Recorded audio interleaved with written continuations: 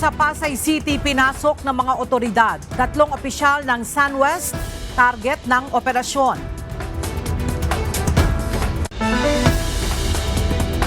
Dating Pangulong Rodrigo Duterte hindi dadalo sa pagdinig ng International Criminal Court ngayong araw.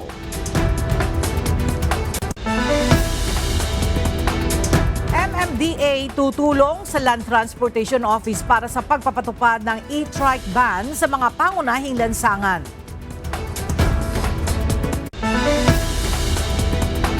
At mga nasawi sa pinakamalaking sunog sa Hong Kong, umakyat na sa 74.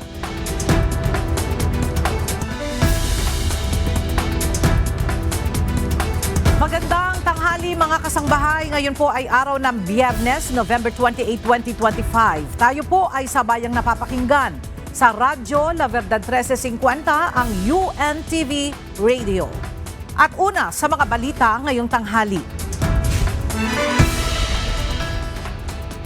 Hindi dadalo si dating Pangulong Rodrigo Duterte sa pagdinig ng International Criminal Court o ICC ngayong November 28, kung saan nakatakdang ilabas ng korte ang desisyon nito kaugnay sa apela ng kampo ng depensa hinggil sa hiling nitong interim release.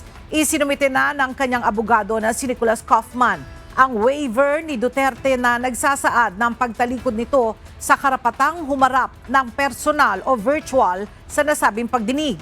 Inaasahang iahayag ng Appeals Chamber ang oral judgment sa ganap na 10:30 a.m. sa The Hague o 5:30 p.m. oras sa Maynila. Matatandaang tinanggihan ng Pre-Trial Chamber 1 noong September 26 ang kahilingan ng depensa para sa kanyang pansamantalang paglaya at inuutos ang pagpapatuloy ng kanyang detensyon.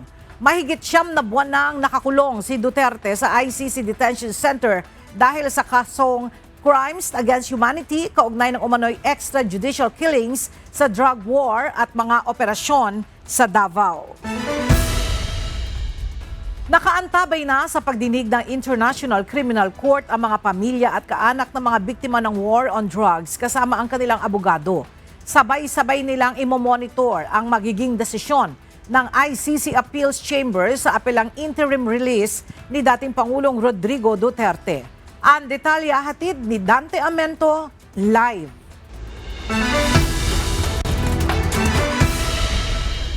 Dante, may espesyal na programa ba ang mga ito kasabay o habang naghihintay ng desisyon? Magandang umaga, Ella. Ang nabanggit lang sa atin ni Attorney Cristina Conti, magtitipon-tipon sila kasama yung mga human rights lawyer. At ito kasi ay matapos na i-anunsyo ng ICC na magkakaroon nga ng live streaming doon sa pagbababa ng desisyon kaugnay sa apela ni dating Pangulong Rodrigo Duterte sa kanyang hiling na interim release. Susubaybayan ng mga kaanak, pamilya at pati ng kanilang mga abogado ang live streaming ng gagawing paglalabas ng desisyon ng Appeals Chamber ng International Criminal Court o ICC mamayang gabi. Magtitipon-tipon ang mga ito sa University of the Philippines o UP sa Quezon City. Kaugnay ito ng apela ng dating Presidente Rodrigo Duterte sa hiling niyang interim release o payagang makalabas ng detention center ng ICC. Ayon kay ICC Assistant to Counsel, Attorney Cristina Conti, may mga grupo rin tulad ng Rise Up, Karapatan at National Union of People's Lawyers o NUPL na sasama bilang pakikisimpatya sa mga kaanak. Dagdag pa ni Conti, gusto rin ng mga kaanak na maging maayos ang kalagayan ng dating presidente para makaya pa nito ang gagawing paglilitis sa kanya. Sama-sama kami, so biktima, tsaka yung mga advocates, na iintindihin kung ano ba talaga ang desisyon ng ICC at pagplaplanuhan ng susunod na mga hakbang pa. Ayon pa kay Conti, sa ilalim ng rules kapag pinagbigyan ay yung interim release ay maipatupad ang mga kondisyong ipinanukala ng kampo ng dating presidente, kabilang na rito yung host country o bansa kung saan siya pwedeng dalhin. Pero kung hindi naman, pagbigyan ang apela, mananatili ang dating Pangulo sa kustudiya o ICC Detention Center. Pagpasyahan ng ICC Chamber ang jurisdiction challenge o pag-question ng dating Pangulo sa jurisdiksyon ng ICC na dinggin ang kanyang kaso. Ela, kaugnay nga dito sa nakatakdang paglalabas ng desisyon ng ICC sa apela ng dating presidente sa interim release na kanyang hinihingi. Ang nabanggit ni Attorney Conte, mukhang positibo naman sila na hindi pagbibigyan yung kanyang hiling na interim release. Yan muna ang ating update mula dito sa Maynila. Balik sa iyo, Ella. Maraming salamat, Dante Amento. Inaasahang ihahayag ngayon ang desisyon sa apela ng kampo ni dating Pangulong Rodrigo Duterte para sa interim release o pansamantalang paglaya mula sa ICC Detention Facility. Kaugnay nito, balikan natin ang unang pagharap ng dating Pangulo sa International Criminal Court at ang pinakahuling development sa kanyang kaso. Narito ang report ni Jed Neresina. March 11, 2025, nang arestuhin si dating Pangulong Rodrigo Duterte sa Ninoy Aquino International Airport o NAIA at agad na ibinyahe patungong The Hague sa Netherlands. March 12 nang formal siyang isinuko ng Pilipinas sa International Criminal Court o ICC. March 14 nang unang humarap ang dating Pangulo sa pre-trial chamber sa pamamagitan ng video conference mula sa ICC Detention Center. Sa pagdinig, kinumpirma ang kanyang pagkakakilanlan at ipinaliwanag ang mga karapatan sa ilalim ng Rome Statute. I am Rodrigo Roa Duterte. That's my first middle name is Roa. My surname is Duterte. My birth month day is March 28, 1945. I was born in the province of Leyte in the Philippines.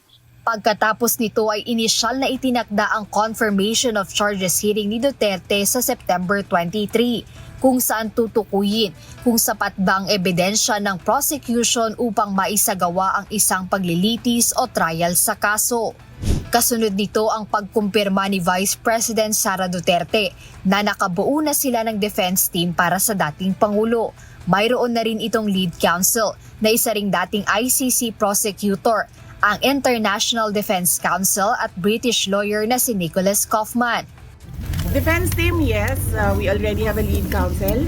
The President already appointed Nicholas Kaufman as his lawyer. March 19 nang formal nang inanunsyo ng International Criminal Court ang appointment ni Attorney Kaufman bilang legal counsel ni dating Pangulong Duterte. Kasunod na nito ang utos ng ICC na magbigay ang panig ng prosecution at defense ng listahan ng mga ebidensya. Sa prosecution's first communication of the disclosure of evidence na may petsang March 24, nakapaloob ang 181 evidences na may kaugnayan sa warrant of arrest ng dating Pangulo. March 28, nang magdiwang ng 80 taong kaarawan ang dating Pangulo sa loob ng ICC Detention Facility. Kaugnay nito ang pagtitipon ng libo-libong taga-suporta ni FPRRD sa iba't ibang panig ng mundo. Pagdating ng buwan ng Abril, dito pinabulaanan ni Attorney Nicholas Kaufman ang kumakalat na balitang na deny ang hiling ng kampo ng former president sa International Criminal Court na higpitan ang proseso ng pag-verify ng biktima sa investigasyon nito sa war on drugs. All I was doing was I was relying on what the Philippines social security system requires for ID to be verified in the Philippines. This was the response that the defense made to the VPRS, which is the internal court unit which is responsible for assessing victims' applications. That's all we did. We made observations. We didn't make a request which was rejected. That's a big lie. Kaugnay ng issue, naglabas ang pre-trial chamber ng International Criminal Court ng 20 pahinang kautusan kung saan nagpa siya itong tanggapin ang mga dokumentong ipinanukala ng ICC registry bilang pagkakakilanlan ng mga biktima kabilang ang SSS, GSIS at UMID cards, driver's license, postal ID, NBI at police clearance at kahit sedula at baptismal certificate. Katwiran ng PTC, Sapat naman ang safeguard sa proseso ng pagtanggap ng mga biktimang makikisali sa kaso para maiwasan ang mga fake victim at pandaraya. Buwan ng Mayo, nang formal na kinwestiyon ng mga abogado ni dating Pangulong Rodrigo Duterte ang jurisdiksyon ng ICC para imbestigahan ang mga reklamo laban sa dating presidente. Sa kanilang isinumiteng challenge sa pre-trial chamber ng ICC, hinimok nina Attorney Nicholas Kaufman at Dov Jacobs ang korte na ipatigil na ang proceedings laban sa dating Pangulo at iniutos ang agarang pagpapalaya dito. Katwiran nila hindi natugunan ang mga kondisyon sa mismong Article 12 ng Rome Statute para mapasailalim sa jurisdiksyon ng ICC ang dating Pangulo. Tinutulan rin ng Office of the Prosecutor ng ICC ang hakbang ng legal team ng dating Pangulo na i-disqualify ang dalawang ICC judge mula sa kaso na Crimes Against Humanity. Ito ay mula sa kahilingan ni Attorney Kaufman, lead counsel ni former President Duterte, na tanggalin sina pre-trial chamber judges Rain Alapini Gansu at Maria del Socorro Flores Liera. Sinabi ni Deputy Prosecutor Mame Mandiaye-Nyang na hindi nagtagumpay ang apela ng depensa na questionin ang presumption of impartiality ng mga hukom sa kaso. Paliwanag ni Deputy Prosecutor Nyang, hindi naging sapat ang mga argumento o ebidensya ng depensa upang patunayan na may pagkiling o hindi pagiging patas ang mga hukom sa kanilang pagdedesisyon. Hunyo ngayong taong kasalukuyan, formal na naghain ng kahilingan ng kampo ni FPRRD para sa kanyang pansamantalang paglaya mula sa pagkakakulong sa ICC. Sa dokumentong inihain ng abogadong si Nicholas Kaufman, hiniling ng depensa na pansamantalang ilipat si Duterte sa hindi tinukoy na lokasyon. Iginiit ng kampo na dapat isaalang-alang ang kanyang katandaan. Tiniyak din ito na hindi tatakas si Duterte at nangakong hindi ilalagay sa panganib ang proseso ng korte.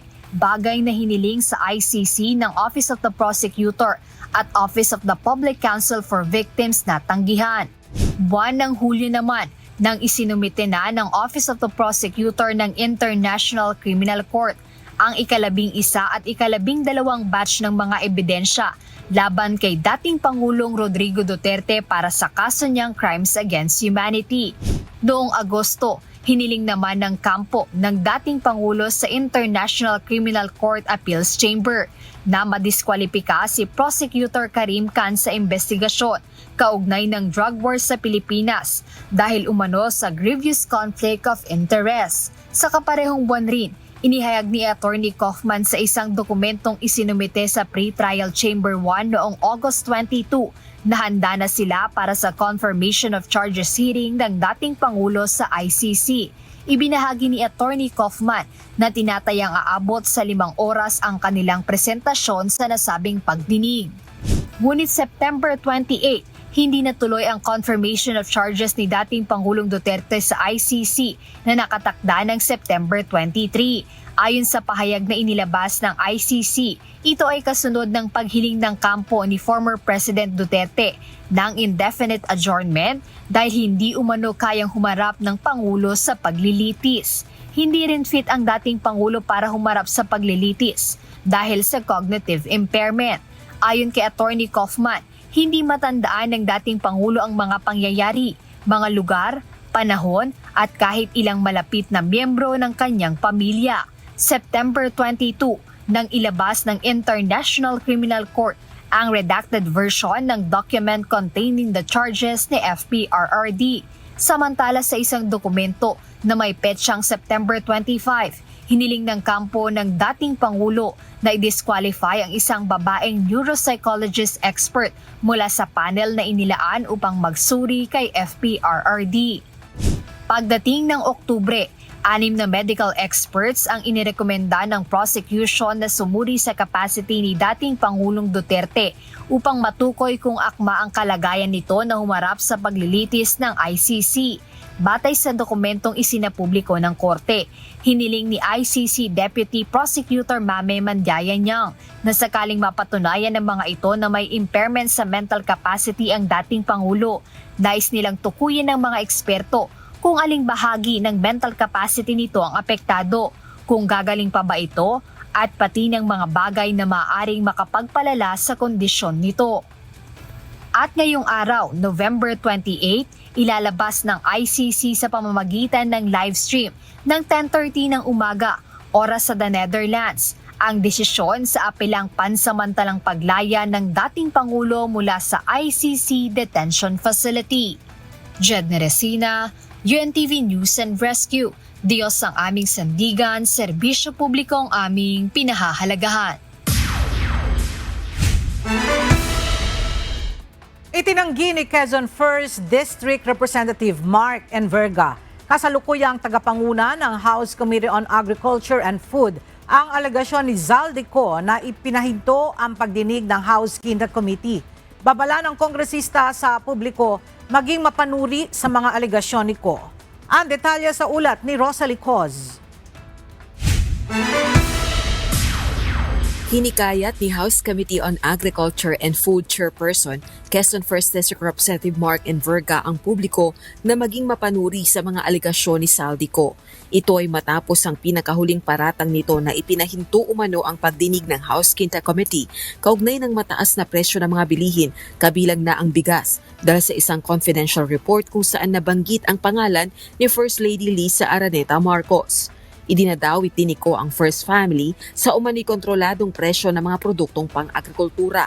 Ngunit ayon kay Congressman Enverga na co-chairperson ng House Quinta Committee noong 19th Congress, walang basehan sa official records at hindi dapat ipagpalagay na totoo ang mga paratang ni Ko.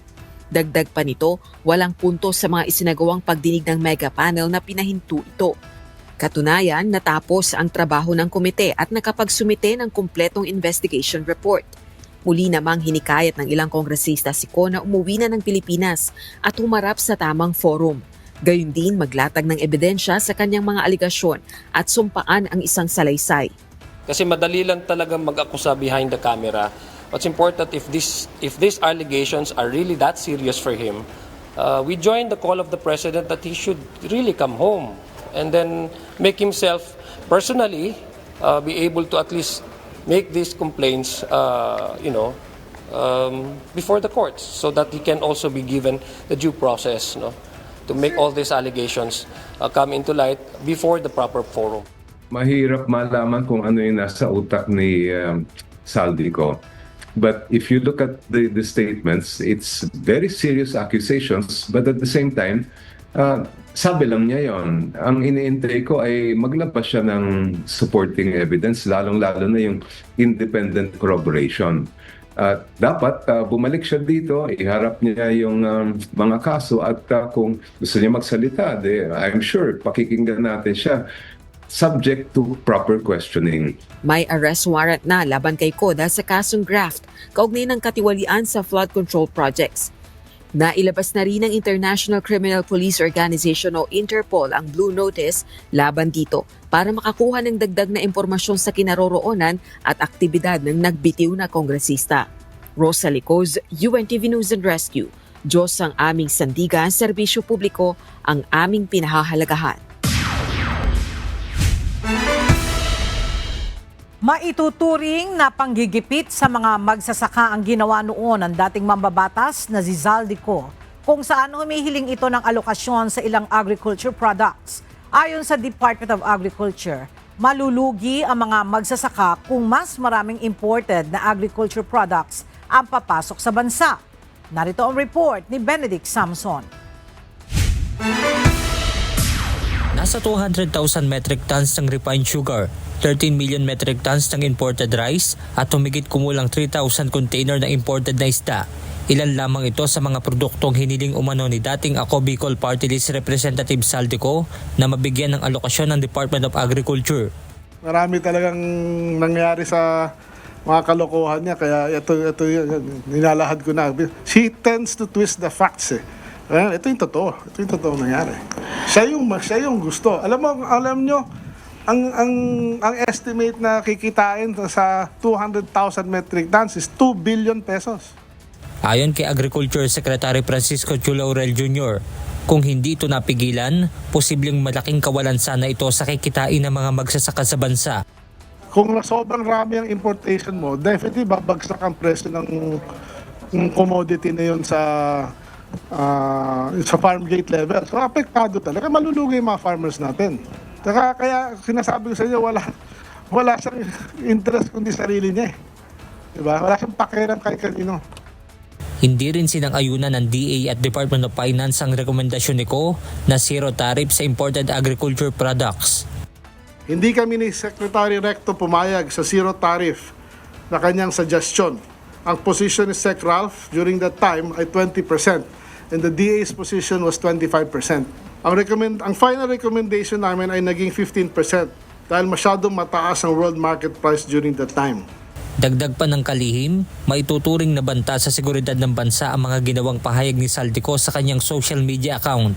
Talaga naman itong mga pinagsasabing, itong Netflix series ni Saldico, siyempre naman marami din matatakot, di ba? Kaya nga, for me, this is already a matter of national security. Dahil sa puro offered all the lies na sinasabi niya, siyempre, some people might believe it eh. Yan ang problema eh, di ba? So, it might have some effect. Benedict Samson, UNTV News and Rescue. Diyos ang aming sandigan, serbisyo publiko ang aming pinahahalagahan. Pinasok ng mga tauhan ng PNP Criminal Investigation and Detection Group, National Capital Region at National Bureau of Investigation ng isang hotel sa Pasay. Bit-bit na mga operatiba ang warrant of arrest upang isilbi sa 3 opisyal ng SunWest Incorporated na akusado sa flood control mess sa Oriental Mindoro. Para sa kabuuan ng ulat, may report si Leia Ilagan live.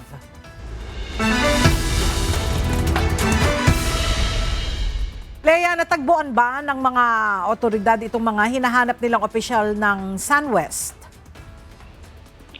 Negatibo, Ella, no? Hindi natagpuan ang mga tauhan ng Criminal Investigation and Detection Group, National Capital Region at National Bureau of Investigation ang kanilang hinahanap sa isang hotel dyan sa Pasay. Sa halos 1 oras na paghahanap sa lahat ng floors at maging sa kitchen ay wala silang natagpuan. 3 opisyal ng SunWest Incorporated kasi na akusado sa flood control mess sa Oriental Mindoro ang kanilang hinahanap. Ayon kay CIDG NCR Chief Police Colonel John Giagi, nakatanggap sila ng impormasyon na nagtrabaho bilang empleyado ang 3 opisyal ng SunWest sa naturang hotel. Included yung pag-serve natin ng warrant of arrest laban doon sa 3 board of directors ng SunWest. And unfortunately, wala sila dito. But based on the information that we received yesterday, is dito itinago and dito sila nag-cover as one of the employee. Ella, kabilang sa sisilbihan ng warrant of arrest ng CIDG NCR at ng NBI ay ang Board of Directors ng SunWest na kinabibilangan nina Consuelo Alton, Anthony Ngo at Noel Cao. Sinabi ni Colonel Giagi, hindi man nila nakuha ang target ngayong araw. Marami pa aniyang property ang SunWest na maaari nilang putahan bukod pa sa address ng mga ito. Iisa aniya mensahe ng mga otoridad. Saan man aniya nagtago ang natitira pang mga akusado ay handa nilang hanapin ang mga ito. Sa 16 kasi na akusado si graft at malversation of public funds, 7 pa ang hinahanap ng mga otoridad. Kabilang ang isang taga-DPWH at maging si Saldico. Payo ng CIDG sa 7 pinaghahanap, makipag-ugnayan at sumuko na lamang sa mga otoridad. Ella? Maraming salamat, Leia Ilagan. Tinututulan ng prosekusyon mula sa Office of the Ombudsman ang hiling ni Senador Jinggoy Estrada na makabiyahe sa Japan, Norway, Iceland at Austria. Ayon sa prosekusyon, dapat mag-ingat ang Sandigan Bayan sa pagdesisyon nito dahil iniimbestigahan pa si Estrada kaugnay ng flood control scam. Iginiit naman ng korte na kailangan pang magsumite ng dagdag na dokumento ng senador kabilang ang plane tickets, hotel bookings, detalyadong itinerary at mga affidavit bago desisyonan ang hiling. Kapag naisumite na ng kampo ni Estrada ang karagdagang dokumento, tsaka ito rerepasuhin para sa resolusyon. May malinaw na line of succession sa mga mababakanteng matataas na posisyon sa gobyerno. Kaya para kay retired Supreme Court Associate Justice Antonio Carpio, hindi magiging katanggap-tanggap ang anumang pagtatangkang civilian o military junta. Narito ang report ni Ryan Lacanlale. Nilinaw ni retired Supreme Court Associate Justice Antonio Carpio na hindi kailanman mababakante ang posisyon ng Pangulo kahit pasabay na magbitiw ang Pangulo at pangalawang Pangulo ng bansa, alinsunod sa itinakda ng 1987 Constitution. Tiniyak ni Carpio na walang magiging leadership vacuum. Ipinaliwanag niya ito sa harap ng mga opisyal ng Armed Forces of the Philippines o AFP sa Leadership Summit 2025 na ginanap sa Quezon City kahapon. It's the Senate President who becomes acting President. And under the Constitution, elections must be held in accordance with law. And the law says, the Omnibus Election Code says, elections will be held within 60 days. There will be no gap because if there is no one has been elected as Senate President, it will be the Speaker of the House. Paliwanag niya, kung magbitiw ang Pangulo at pangalawang Pangulo, ang Senate President ang aakto na Pangulo ng bansa. Ngunit kung hindi rin ito magagampanan ng Senate President, ang Speaker of the House ang aakto. Sa ilalim ng Omnibus Election Code, kailangang magdaos ng special election sa loob ng 60 araw. Ngunit maaari itong baguhin ng Kongreso kung kinakailangan. So there is, and of course there will be no vacancy because if the Senate President resigns, they can always elect a successor among them. So there will be no situation where there will be no successor under the existing constitution. Giit ni Carpio, malinaw na nakasaad sa saligang batas ang succession o pagpapalit ng pinuno. Kaya hindi magkakaroon ng panahon na walang mamumuno sa bansa. That can be changed because that is just in the Omnibus Election Code. Congress can pass a law extending this probably to 6 months or 90 days. So there is a succession in the Constitution that has to be followed. Kaugnay ng mga panawagang magbuo ng alternatibong pamumuno, mariing binigyang diin ni Carpio na ang tanging legal at konstitusyonal na paraan ay ang pagsunod sa saligang batas at hindi ang anumang junta. There is no place for a military civilian junta because that would be unconstitutional. Samantala, nilinaw din ng Philippine Coast Guard na walang lumalapit sa kanila tungkol sa anumang banta ng destabilisasyon o pagbuo ng anumang civilian military junta.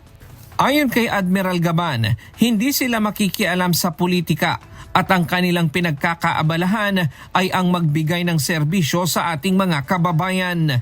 The strength of the Coast Guard is its weakness. We are only 35,000 weak. So we can create a dent in any political circus. So walang ganong nag-a-approach sa amin. We are insignificant in this scheme of things. And as a matter of common understanding amongst us in the Coast Guard, we leave politics to politicians. Ryan Lacanlale, UNTV News and Rescue. Diyos ang aming sandigan, serbisyo publiko ang aming pinahahalagahan. Magdi-deploy ng mahigit 2,000 tauhan ng Metropolitan Manila Development Authority o MMDA para sa gagawing trillion peso march sa darating na linggo, November 30.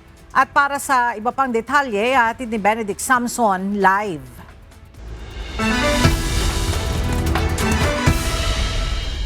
Benedict, may mga pagbabago bang ipatutupad para sa gagawing kilos protesta sa 2 lokasyon sa linggo? Magandang tanghali, Ella. Ayon kay MMDA Chairman Atty. Romando Artes, may mga ginawa silang pag-uusap kasama ang mga organizer para sa mas maayos na programa. Sa darating na linggo na November 30, ang gaganaping trillion peso march na gagawin sa EDSA People's Power Monument sa White Plains at sa Luneta Park sa Maynila. Ayon kay Metropolitan Manila Development Authority Chairman Artes, nakiusap sila sa organizer na magsasagawa ng rally sa White Plains na ilipat ng lokasyon ng stage para na rin hindi maipon ng crowd sa EDSA. May konting adjustment yung stage po, upon our suggestion ay imumove nila sa gitna. Nakaharap na po siya sa Corinthians. So para po lahat ng tao ay mabigyan ng opportunity kasi sa observation po namin, nagsisiksikan po sa harap at nag-spill over sa EDSA kung nakatalikod sa EDSA yung stage. So minabuti po ng mga organizers na igitna na siya, tapos po nakatalikod yung stage sa Camp Aguinaldo, nakaharap po sa Corinthians para po mas maraming makapanood. At yung pong inaasahan nila ay mga 100,000 po uli na mga dadalo. At para na rin masiguro na magiging maayos ang daloy ng mga sasakyan, 2 linya sa EDSA ang lalagyan ng barrier para iwas sa mabigat na trapiko. Yung sa EDSA naman po, we'll try to manage the traffic. I-adjust po natin yung barrier sa EDSA para po 2 lanes yung sa bus lane, isa para sa buses, isa para sa pribadong sasakyan. Kaugnay nito ay nasa 2,400 MMDA personnel ang ide-deploy sa 2 lokasyon na kinabibilangan ng traffic enforcers, clearing at road emergency group na tutulong naman sa mga mangangailangan ng atensyong medikal. Para naman sa mga road closure, maglalabas din ng advisory ang MMDA sa kanilang social media page tungkol sa mga kung saan ang isasarang kalsada. Yan muna ang ating update mula rito sa Quezon City. Balik sa inyo dyan, Ella. Maraming salamat, Benedict Samson.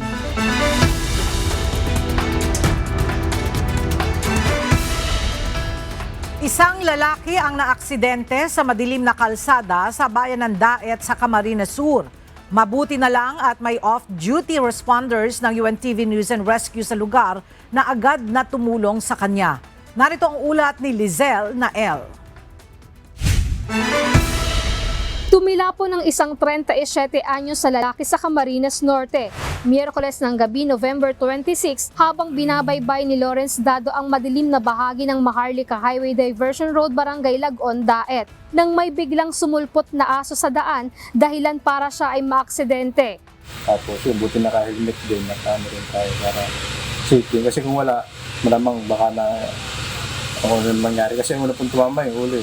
Lumipad, baliktad po ako. Nauna po yung ulo niya, mabuti nga po may helmet. Tapos yung kamay niya po ang nadaganan niya. Tapos tumama po yung sa may likod niya po. Ang off-duty responder ng UNTV News and Rescue na si Gerardo Navarrete II ay kasunuran lamang ng biktima, kaya agad itong tumawag sa iba pa niyang kasamahan na malapit lang sa pinangyarihan ng aksidente para makatulong. Sabi niya yung likod niya lang po. Kaya tumawag na po ako ng first aid po. Tapos yun po, na pagkatawag ko po ng first aid, yun na po, na tulungan po agad, na paunang lunas po agad. Agad tinulungan ng grupo ang pasyente na nagtamo ng mga gasgas sa 2 kamay, kanang braso at kaliwang bahagi ng kanyang likuran at nilapatan ng pangunang lunas. Ayun, pasalamat din po at merong mga may kapwa motorista na tumulong. Malaking tulong din po, at least na first aid, malagyan ng first aid yung karoon ng aksidente na ganyan. Tapos syempre, pinag-assist rin dun sa lugar kasi madilim nga siya. So most probably kung kung wala nag-responde or wala nagtigil man lang na motorista, so baka may other accident naman. Tumanggi na ang rider na magpadala sa ospital at pinili na lang na umuwi muna sa kanyang pamilya sa bayan ng Paracale. Pinayuhan ng team na magpa-check up pa rin sa doktor ang pasyente. Inireport naman ng grupo sa mga tanod na nasa barangay outpost ang nangyari at inalis ang nasawing aso sa kalsada at ibinaon sa lupa. Hinala ng mga tanod na nakatakas lang ang aso dahil nakakabit pa sa leeg ang kadena nito. Sa mga nangangailangan ng agarang tulong sa panahon ng aksidente o sakuna, makipag-ugnayan po sa UNTV News and Rescue Hotline 8911 UNTV o 8911-8688. Lizelle Nael, UNTV News and Rescue. Diyos ang aming sandigan, serbisyo publiko ang aming pinahahalagahan. Patuloy ang pagpapalawig ng Philippine Health Insurance Corporation of PhilHealth sa ipinagkakaloob nitong benepisyo sa lahat ng miyembro nito sa ilalim ng YAKAP o Yaman ng Kalusugan Program. Target nito mahikayat ang bawat Pilipino na magpatingin sa doktor nang walang inaalalang anumang babayaran. Narito ang report ni JP Nunez.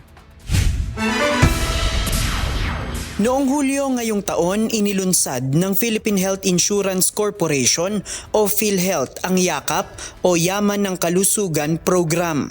Isa itong revitalized primary care benefit package ng ahensya na layong maibigay ang nararapat na serbisyong medikal sa bawat isang Pilipino. Sa ilalim ng programa, maaaring ma-avail ng mga Pilipino ang libreng medical consultation, laboratory, cancer screenings at 20,000 pesos na halaga ng gamot kada taon. Kabilang naman sa mga benepisyo nito ang libreng primary care consultations at ma-check up ng primary care doctor at accredited YAKAP clinics ng walang bayad. Makakatanggap din ng nasa 75 essential medicines ang mga benepisyaryo. Covered rin ang lab tests at screenings kung saan nakapaloob ang free outpatient lab tests at cancer screenings. Nakafocus naman ang programa sa prevention kung saan prioridad nito ang early detection at preventive care.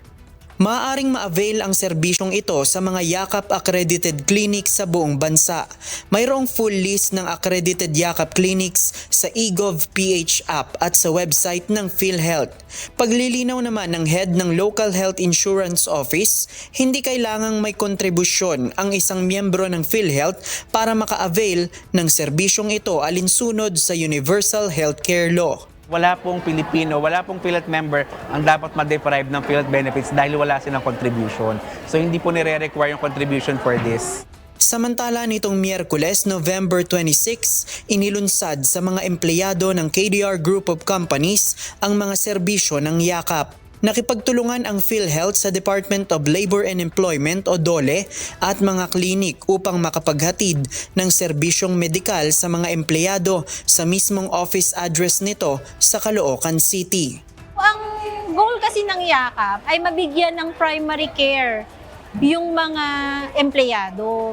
So being yung empleyado laging nandoon sa, kumbaga mas mahaba yung oras nila na nilalagi sa kumpanya, kaya ang ginagawa namin ay inililink namin si employees dun sa pinakamalapit na clinic sa kanila. Dahil nga po naka-stay lang daw po sa work na nakaupo, kaya madalas talaga ang daing namin masakit ang likod. Po. Kaya sabi daw proper give time sa pag-exercise, galaw-galaw po, then take ng vitamins. Malaking tulong talaga to sa kagaya kong empleyado. Kasi, syempre, alam naman natin na mahirap or mahal talaga magpa-check up ngayon, di ba? 1,000 or mahigit pa yung check up natin. So ngayon, itong PhilHealth YAKAP na in-organize ng UNTV, malaking bagay po siya. Kabilang sa mga medical facility na nagbigay ng kanilang serbisyo ang Al-Rafa Cardiovascular Diagnostic Center na mayroong laboratory, x-ray, mobile clinic at ultrasound. So nakita namin yung pangangailangan talaga ng mga tao na naghahanap sila talaga ng mga libreng check-up, libreng laboratory test at saka mga gamot. So yun din yung naging deciding factor namin na makipag-partner sa PhilHealth. Kasi talagang kailangan ng tao ng makakameno sila sa gastusin nila sa atensyong medikal. Ang galing ng UNTV kasi chine-check nila and proactive sila na mabigyan ng serbisyo yung mga employees nila through health, nililink nila sa government. And yun nga po, dun pa po sa ibang mga companies po, napakaganda po na serbisyo ng YAKAP. Kasi ito po ay yung benepisyo natin na binabayaran po through contribution sa PhilHealth. We're dreaming of na darating yung time na walang mga Pilipino na naghihintay na lang na mamatay sila na hindi man lang natitignan ng mga doktor natin. So that's our vision na kailangan ma-check up ang mga tao. Whether healthy ka man or not, you need to see a doctor po. JP Nunez, UNTV, News and Rescue.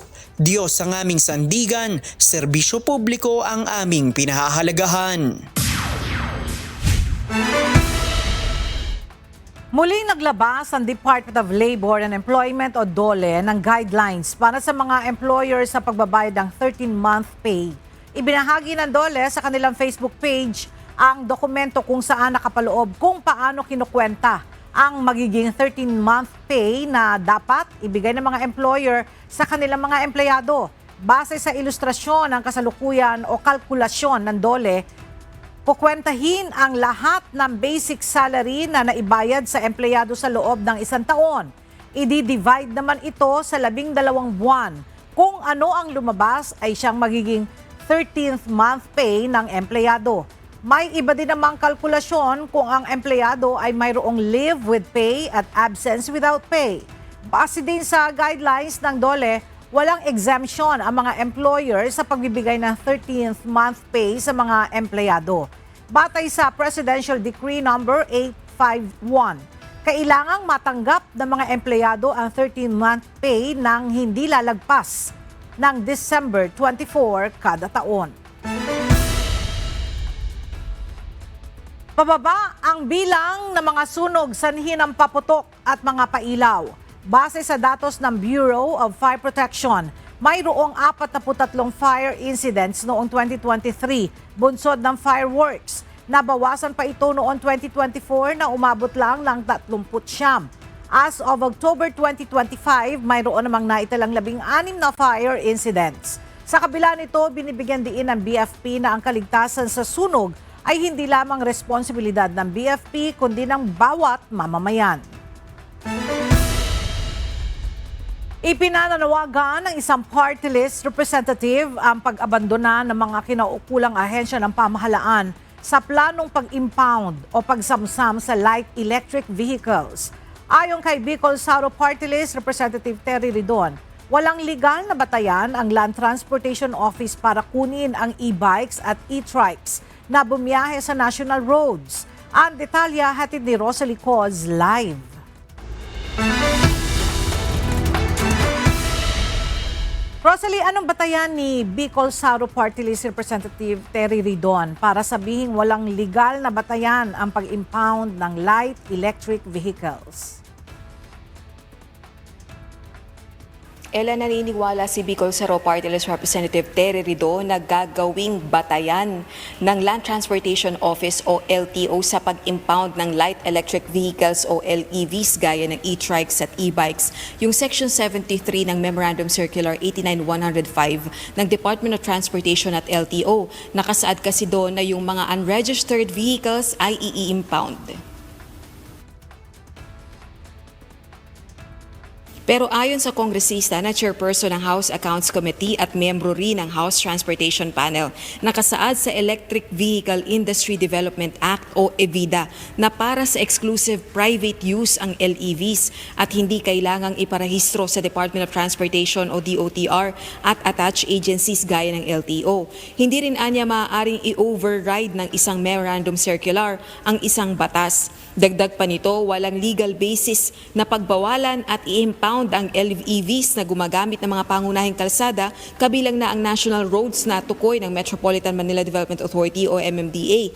Ito ay dahil ayon sa EVIDA law, maaaring gumamit ng lahat ng major at local at national roads ang LEVs, mapa-private use o for hire. Nakasaad din sa batas ang paglikha ng hiwalay na lanes para sa LEVs o integration sa bicycle lanes. Gayunman, nilinaw nitong kailangang irehistro yung for hire na LEVs sa DOTR at attached agencies, gayon din sa mga lokal na pamahalaan. Kaya ang panawagan nito sa DOTR, LTO at MMDA, i-abandona na ang anumang plano o polisiya para impound ang LEVs, lalo na ang para sa pangpribadong gamit. Gayon din, repasuhin ang mga polisiya para matiyak ang pagsunod sa EVIDA law. Ella, nagbabala rin si Congressman Terry Ridon na papanagutin yung mga ahensya na aabuso sa mga pribadong gumagamit ng LEVs sa pamamagitan naman ng congressional proceedings. Balik sa iyo, Ella. Maraming salamat, Rosalie Coz. Nakahandang makipagtulungan ng Metropolitan Manila Development Authority sa land transportation para sa implementasyon ng e-trike ban sa mga pangunahing kalsada. Ayon kay MMDA Chairman Attorney Romando Artes, Noon pa man ay ipinatutupad na nila ang pagbabawal sa mga nasabing electric trike na dumaan sa mga main thoroughfare sa Metro Manila. Sa ngayon, inaantabayanan pa nila ang mga regulasyon na ilalabas ng LTO at kung madadagdagan pa ang bilang ng mga kalsada na ipagbabawal daanan ng mga ito. So makikita nyo, bata, mga matatanda na hindi naman nakapag-seminar, hindi dumaan sa proseso ng pagkuha ng lisensya, yung mga safety regulations ng LTO at ng DOTR, hindi po nila alam eh. Kaya makikita nyo, sumisingit na lang, marami nagbabiral na video na even mga may padaanan ng fire truck, hindi sila tumatabi, probably because hindi nila alam. Itataas ng Department of Transportation ang ipagkakaloob na subsidy sa tsuper at operator ng jeep na pasok sa Public Transport Modernization Program o PTMP. Sa isinagawang plenary debates ng Senado, sinabi ni Senator J.V. Ejercito na siyang sponsor ng DOTR budget na mula sa kasalukuyan 260,000 pesos, gagawin na itong 400,000 pesos. Makikipag-usap rin umano ang ahensya sa mga bangko para ibaba ang interest rates nito. Nakikipag-negosasyon din ang DOTR sa DBP at Land Bank para muling ayusin ang mga utang at umaasang ibaba ang presyo ng mga modern jeepney na nasa 2.5 million pesos hanggang 1.2 million pesos.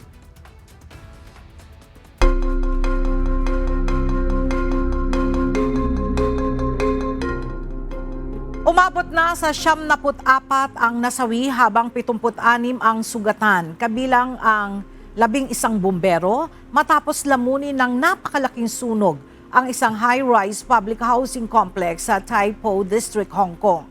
Ayon sa mga otoridad, 7 mula sa 8 gusali ang nasunog at inabot ng higit 24 na oras bago tuluyang maideklarang fire under control.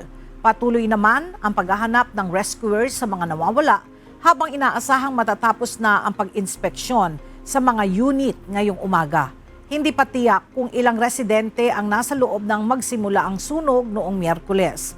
Ngunit tinatayang 4,600 ang mga residenteng nakatira sa naturang complex batay sa pinakahuling census. Isang overseas Filipino worker sa Hong Kong ang nasa malubhang kalagayan at nananatili ngayon sa intensive care unit matapos madamay sa sunog sa Hong Kong. Ayon sa pinakahuling ulat ng Department of Foreign Affairs kagabi, bukod sa isang OFW na nasa ospital, isa ring Pinoy ang hindi pa rin makita sa ngayon. Bukod rito, 23 mga Filipino domestic workers naman ang nangangailangan ng tulong. Ngunit wala pa namang kumpirmadong casualties ayon sa ahensya. Tiniyak naman ng DFA na patuloy ang monitoring ng Konsulado ng Pilipinas sa Hong Kong para sa kalagayan ng mga Pilipinong naroroon. Inatasan ni US President Donald Trump ang mahigpit na pagsusuri sa lahat ng green card na inisyu sa mga individual mula sa 19 na bansang itinuturing na countries of concern. Ayon kay U.S. Citizenship and Immigration Services Director Joe Edlow, bahagi ito ng pinaigting na immigration crackdown kasunod ng pagkakakilanlan sa suspect sa pamamaril sa 2 National Guard members sa Washington, D.C. na isang Afghan national. Kabilang sa 19 na bansang target ng masusing verifikasyon ang Afghanistan, Iran, Somalia, Yemen, Libya, Haiti, Cuba, Venezuela at iba pa. Samantala, binawian na ng buhay ang isa sa 2 National Guard na nasugatan sa nangyaring pamamaril. I must unfortunately tell you that just seconds before I went on, right now I heard that Sarah Beckstrom of West Virginia, one of the guardsmen that we're talking about, highly respected, young, magnificent person, started service in June of 2023, outstanding in every way. She's just passed away. She's no longer with us. Handang ihinto ng Russia ang mga opensiba nito sa Ukraine kung uurong ang Kiev mula sa mga teritoryong naangkin na ng Moscow. Ito ang inihayag ni Russian President Vladimir Putin sa gitna ng pagsusulong ng Washington ng bagong peace deal upang mahinto ang 3 taong digmaan sa pagitan ng Russia at Ukraine. Kinumpirma ni Putin na nakita na niya ang bagong US plan na anya ay maaaring maging bagong punto ng negosasyon. Nakatakdang magtungo sa Moscow sa susunod na linggo ang US negotiator para talakayin ang naturang kasunduan.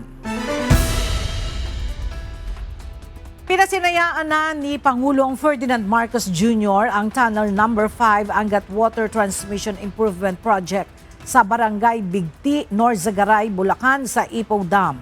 Ang nasabing infrastructure project ay pakikinabangan ng mga water concessionaires sa probinsya ng Bulacan at Metro Manila. Ang detalye ng balita ay hatid ni Nestor Torres live. Nestor, paano ito makakatulong, itong proyektong ito palalo na sa probinsya ng Bulacan?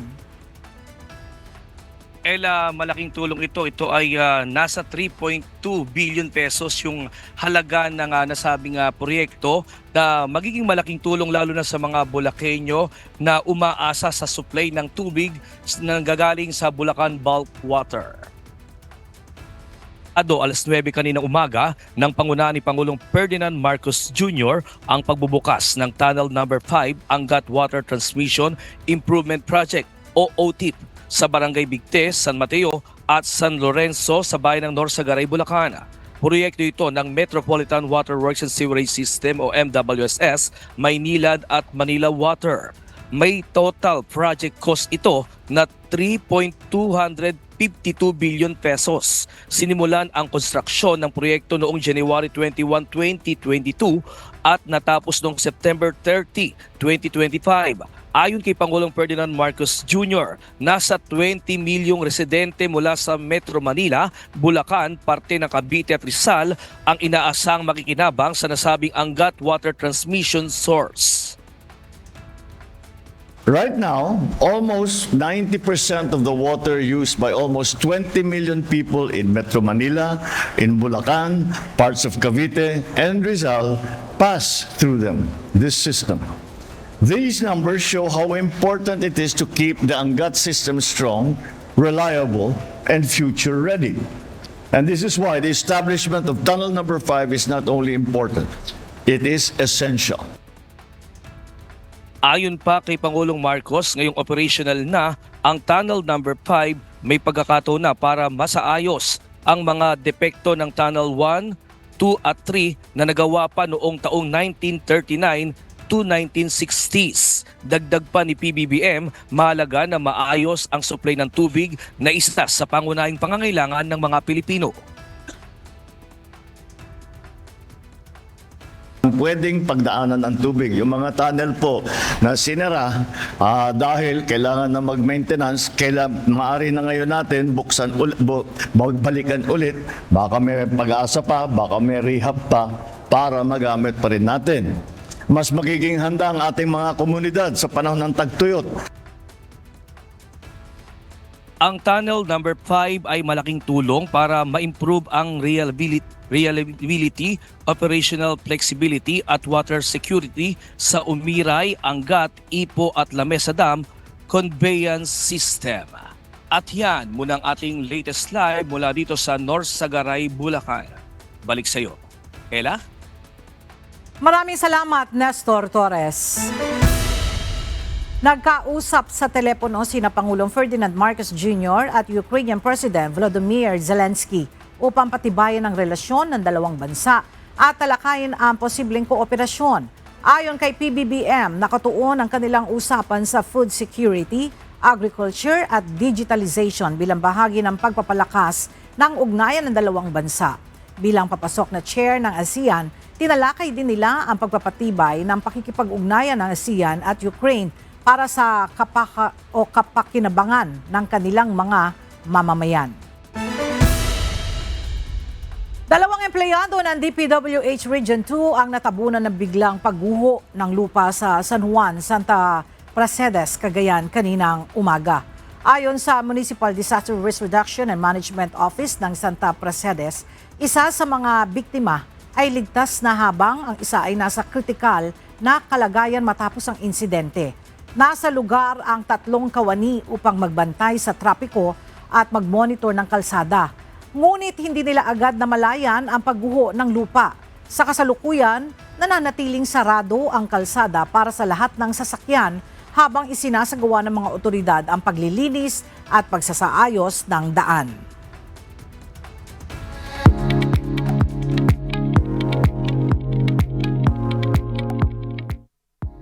Nakuha ni Catalina Duque ng Colombia ang corona sa Miss International 2025 sa Tokyo, Japan nitong Huwebes, November 27, matapos talunin ang 79 na kandidata. Si Yolanda Chimbarami ng Zimbabwe ang itinanghal na first runner-up na sinundan ni Paula Guzman Sanchez ng Bolivia bilang second runner-up at Melissa Seviera Julian ng Indonesia para sa third runner-up. Hinirang naman ang pambato ng Pilipinas na si Mirna Esguera bilang fourth runner-up. Sa kompetisyon, ibinahagi ni Esguera ang kanyang advokasya para mapabuti ang kalidad ng edukasyon at partnership sa kanyang Project Dream Readers na sumusuporta sa UN Sustainable Development Goals 4 at 17. 9 na taon na ang nakalipas nang huling makuha ng Pilipinas ang corona ng tanghaling Miss International si Kylie Versosa noong 2016.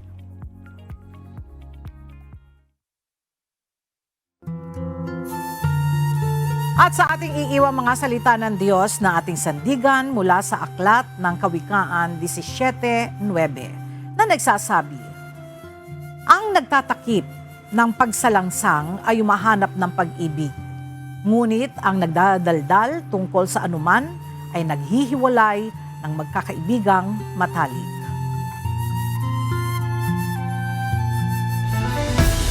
At yan ang mga balitang aming tinutukan at inaksyonan dahil sa aming pagbabalita, una ang pagkalinga sa kapwa. UNTV News, may balita saan mampanig ng daigdig. At dito sa UNTV, Diyos ang aming sandigan, serbisyo publiko ang aming pinahalagahan. Magandang tanghali at happy weekend.